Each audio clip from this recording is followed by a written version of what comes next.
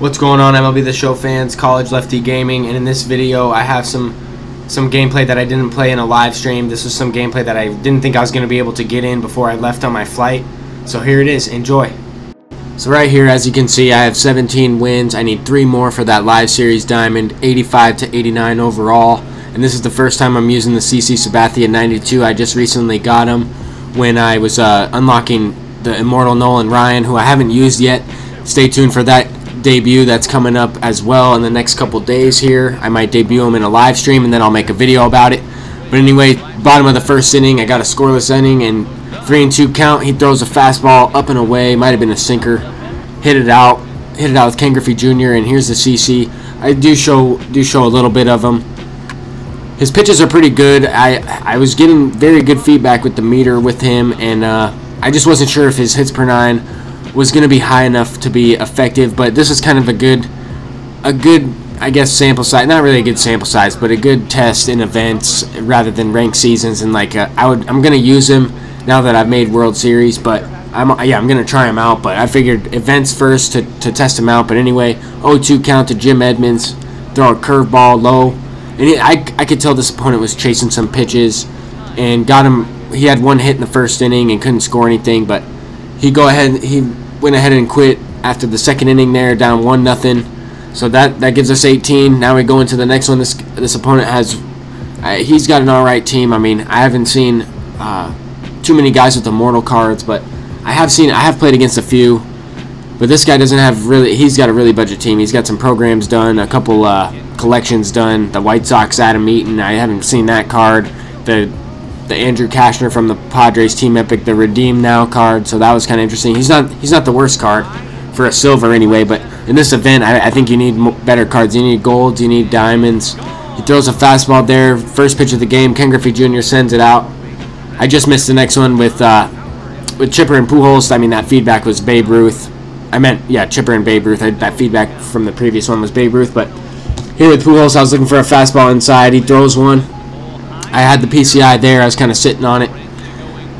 Turned on it there with Pujols. Pujols has been crazy. Griffey's been crazy. Chipper's been good. Babe Ruth has been unbelievable. I mean, I've been popping up a couple times with him, but Stanton I have in the lineup over Mike Trout in this one, batting in the 5 spot behind Pujols. I think Stanton's just a crazy good card in this game. Honestly, he's one of the best diamonds I think you can use in this one because of the power. And right there, a fastball right over the middle of the plate. Any fastball thrown to Stanton, he doesn't get a penalty with that PCI. From what I've been using him, that's what I've noticed. And you can really do some damage on fastballs anywhere in the zone. I know that was right down the middle off of a silver pitcher.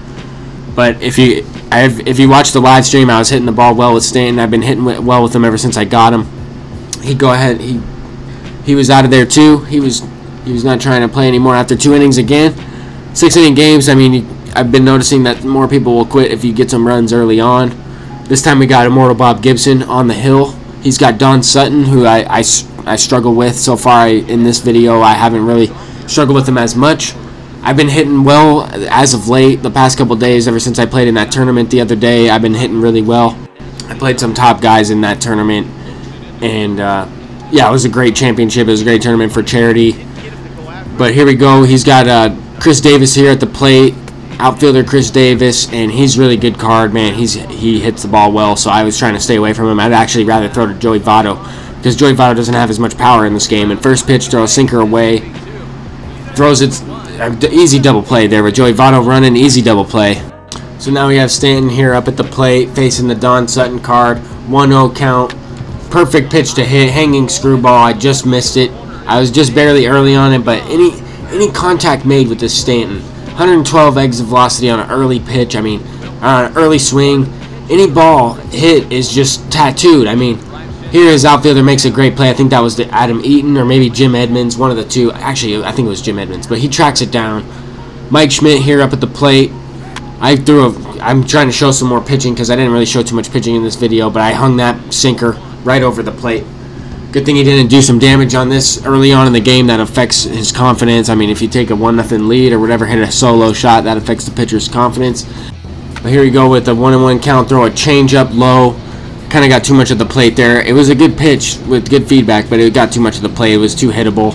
Here I missed the location by a lot, but I froze him with that sinker away. I went back to it again, and he was late. Or actually, he might have been early on that, which I don't know how, but he was looking. I felt like he was looking inside, so I went with the. I kept pitching this guy away. I was throwing like sliders away, changeups away with the Bob Gibson. His slider gets up to like 91, 92. Here I throw one inside. Here's a good look at it. 90-mile-an-hour slider. I mean, it wasn't the hardest one, but definitely didn't have the blinking good feedback with the meter, but definitely a good pitch there. I went with the changeup low and away to Dobie, and Dobie seems to hit the ball a lot better than I can hit with him. But this time he just flies out to Babe Ruth. There I had Mike Schmidt with a good week. I mean, I was on top of it there. I didn't want to show the feedback here. I wanted to make sure that you guys got a good look at who was up at Jackie Robinson. I've been struggling with this Jackie Robinson card. And here I get a base hit with 1 out in the inning. That changes the whole inning right here. He's got good speed. I'm going to take out Bob Gibson to put the pressure on my opponent in this situation. If I wasn't able to get on base with Jackie, I wouldn't have taken out Bob Gibson. Obviously, I would have let him pitch. But if I was able to, same thing, if I was able to get on with Mike Schmidt, I wouldn't have taken him out. But because that's Jackie Robinson, he's got good speed, I bring in Mike Trout off of the bench. And I'm stealing first pitch. Sometimes I'm not stealing first pitch, but I seem to run myself out of innings quite a bit when I do steal. So I do like to just hit my way out of it. But here, in a 0-0 game, I'm taking a risk here. I'm stealing third as well. And he's got Yadier Molina, the diamond Yadier Molina, behind the plate. It's pretty much the best catcher you can get besides a creative player that's maxed out defensively. Maybe that Johnny Bench as well. But for me, that Johnny Bench has been struggling. He goes ahead and walks Mike Trout to face Ken Griffey Jr. Immortal. I miss a great pitch there, a sinker low and away. I was just late on it. 87, I mean, you can't miss those pitches in this situation. But luckily, he hangs a screwball there. Get a no-doubter animation from Griffey. A beautiful swing. Sends it into the second deck there to left field, opposite field. And later on in this game, he hits Pujols here. He brings in Tony Watson. Hits Pujols. I'm trying to be aggressive as well, man. I'm going to take this base if I can here. Pujols has some sneaky speed and some sneaky steal rating as well. 57's not bad, but 58 speed right around in there. He's a great player all around. Great first baseman. But here he's throwing inside. I mean, I'm looking for a fastball. I'm looking for something over the middle of the plate. He hits him again. So at this point, I'm kind of thinking he might be just hitting these guys on purpose. And a 1-0 count, he hits Mike Schmidt with no out, or he hits Mike Piazza. My bad. Mike Piazza brings up Mike Schmidt. Too many Mikes in a row. I got Mike Trout on the bench, Mike Schmidt, Mike Piazza. But anyway, he's drilling Mike Schmidt to bring in a run. And I've never seen this strategy used before. I mean, might as well just quit the game. But I guess you want to just hit some players. I'm trying to hit one of these pitches up and inside. If he messes up and throws one, I'm trying to hit it because why not? I'm trying to make a good video. So I'm trying to hit these balls, but anyway, I figure at this point he's just going to hit the guys until a mercy rule comes. I kind of mess with them here, throw it in the zone. I do a little bunt dance, which I never do. It's just I'm trying to get good pitches to hit, you know.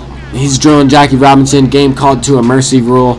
Just wanted to add that in there. We do get the 20 wins. I wasn't sure how I was going to do this run. I figured if I lost a game, I would just quit out. But since I started off 3-0, I'll just wait, see if I can get a streak going. Instead, I'll open up a bond as a habit pack, so that way we can see if we can pull a diamond. I pulled a James Paxton out of 3 packs already. Here we get a Brian Dozier and just a gold card. See who it is. Zach Britton, live series, so not terrible, but that's going to do it for this video, guys. Thank you guys for watching. I appreciate it. I'm going to have another pack opening coming out tomorrow. Stay tuned for that. Peace.